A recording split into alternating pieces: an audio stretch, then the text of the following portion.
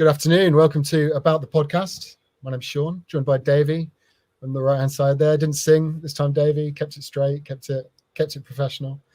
Sean, I'll be expecting some sort of tune by the end of the video. I'll see what I can do for you. Today we're talking about a group of guys that are sailing around the world in a boat called Delos. We've got a bit of an introduction. We're gonna run with that first, just to give you an idea, and then Davey's going to tell you a little bit more, having spoken to them both for the podcast, and then writing an article that you can find above or below, depending upon which platform you're using. So here goes the video. This is the story of Delos, a sailboat that's been cruising around the world for over a decade. I jumped on board 10 years ago, not knowing that one day I'd be stepping up as captain, with my girlfriend and first mate by my side. Over 50 crew have called Delos home, and that tradition of sharing the adventure continues this season as we write the next chapter of the Delos story. So many questions there, Davey, straight away. 50 people have called Delos home. It sounds like a pretty cool club. Yeah, if you've ever gone on YouTube, you've probably heard of SV Delos. They've been around for 10 years, and they were really early in the whole creating a lifestyle out of being YouTube storytellers. And over that 10 years, they've had 50 people come and join them of various different sailing backgrounds. And they actually let the people contribute and edit the videos as well, which if you have any experience editing, that would stress you out, because you might think too many cooks might spoil the pot. But actually, if you watch the series, you can kind of tell who is editing which video, and some fans can really appreciate which editor is behind the lens, and also the drone flying as well. If you're into drone flying, if you are into photography and filming, you're gonna like this channel. It's very cool. Is there a prerequisite for getting a spot on the boat, or is it in many ways the best trainee job apprenticeship that you could ever have? Like, come sail with us around the world and we'll teach you how to make awesome content.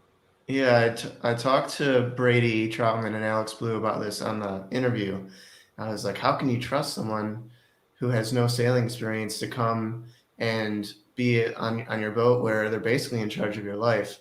I mean, do you do 20 minutes of trust falls? How do you build up that rapport? And they said they learned their lesson the hard way, which is only bring someone on board if you've gotten drunk with them before. Because one of the crew members they brought on and got drunk for the first time with them and actually did something kind of illegal and sketchy. And so they learned that the hard way. Make sure the person doesn't have any hidden demons that are going to come out, because like they explained in the interview, being on board a small boat, I think it's about 53 feet, it's a pressure cooker, and it might bring two people together. For example, there's been several love connections that have been sparked while on board, where people who are strangers, they come on board and they leave in a relationship. But there's also the danger, the flip side of that is that if you're in a small argument with someone, that can turn really intense. And I actually asked them, how is it that over 10 years that no one has ever stabbed someone with a fork? Because I can imagine that if you don't want to be in someone's space, there's nowhere else to go. Yeah, I can imagine. I've got the article here that you've prepared. People can find this, as I say, via the link in the post attached to this video. Sailing the world in 60 frames per second. That can give the impression that this is an article about content production, about photography, perhaps, or videography, I should say. Is that what this content is about, or does it have a wider appeal to people who just have an interest in adventure and people who are ready just to get out there and explore the world? Yeah, I think our discussion is really most about storytelling. I think they have over 430 videos on YouTube. But I think what made our conversation timely is that a little bit earlier this year, they released a docuseries called 80 Degrees North, where they really stepped out of their comfort zone. Usually they're sailing in warm waters like the Bahamas and South Africa, Madagascar. But in this docuseries, they kind of leave their comfort zone and go up to Svalbard, Sweden, to sail in 80 degrees north, which is the Arctic. It's freezing cold. There's polar bears and icebergs. So it's really interesting to see how they interact when they're in a completely different environment. And I asked them about their storytelling process between making, a 20-minute YouTube video that they put out like they do every Friday versus a 4-part docuseries. All the little differences from filming to music selection.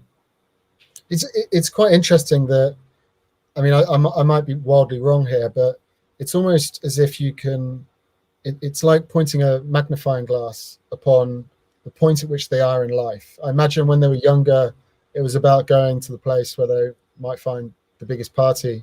And as they get older, they're now ready to go into uncharted waters a little bit. Yeah, that's very apt description of Brady and where he is in life right now. For example, I think his first sail on board SV Delos, he was just out of college, or maybe not even finished college yet, and he sailed with his brother to Tahiti.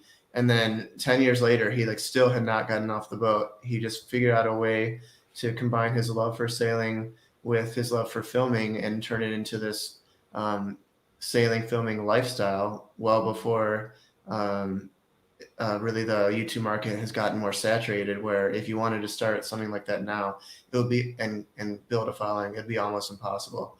And now Brady and Alex, they've been spending the COVID period in Lake Tahoe, and they've been building their own cruisers academy, which is a way for their local community to learn how to sail.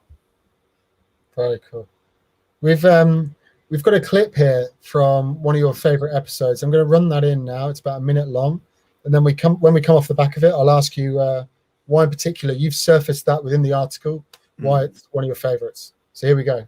Waterproof jacket, underwear, long sleeve shirt, socks, 2 headlights, 2 oranges, battery banks with chargers, GoPro 360. I got 2 roll mats, 2 tents, a sleeping bag, 2 waters, my clothes, drone, water, tripod, GH5, lenses, Turns Pro for time lapses, a film camera, extra rolls of film, battery, SD cards, and a tripod. You're bringing a toothbrush? Yeah, you are too.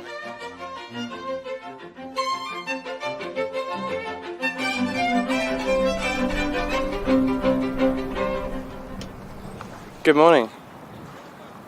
Today is an extremely peaceful day in the marina. We've been waiting for this weather window all week, and we thought that we'd missed it. But today is the perfect day. It's full moon. What we're doing today is we're climbing Pico.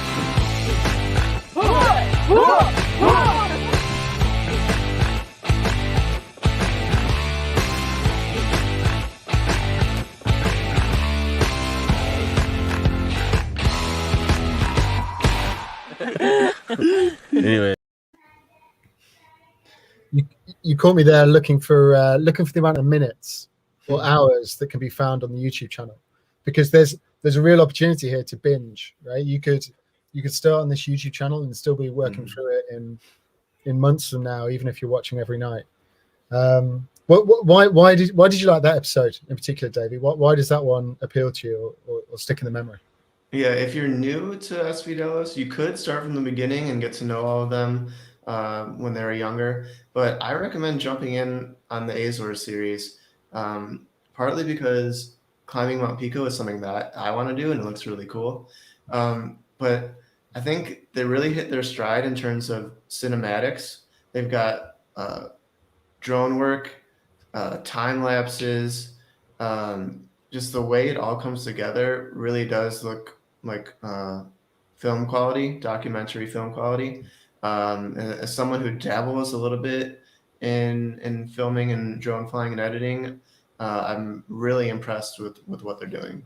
You know, I've got so much respect for guys that just see their dream and go for it. And I mean, it's been a long time now, right? They've been living that dream for years. So it's awesome to see. It's almost therapeutic in some ways to watch people just go and do that. It's awesome.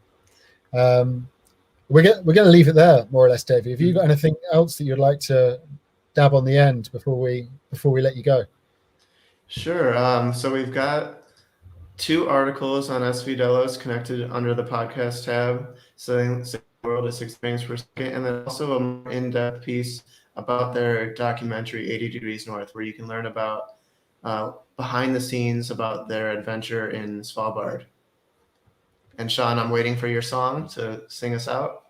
Before we get there, you're doing my job for me. I should point out that on the Outdoor Journal homepage, this is where you'll find all the podcast episodes. And because I can multitask, Davey, I have been thinking about a apt song to leave you with. And the only one I could come up with really was Rod Stewart, Sailing.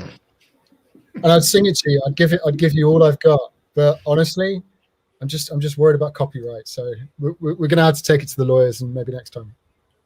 Yeah, okay, next time. Next time. All the best, mate. Thanks so much for joining, and thanks too for watching, guys. And until next time.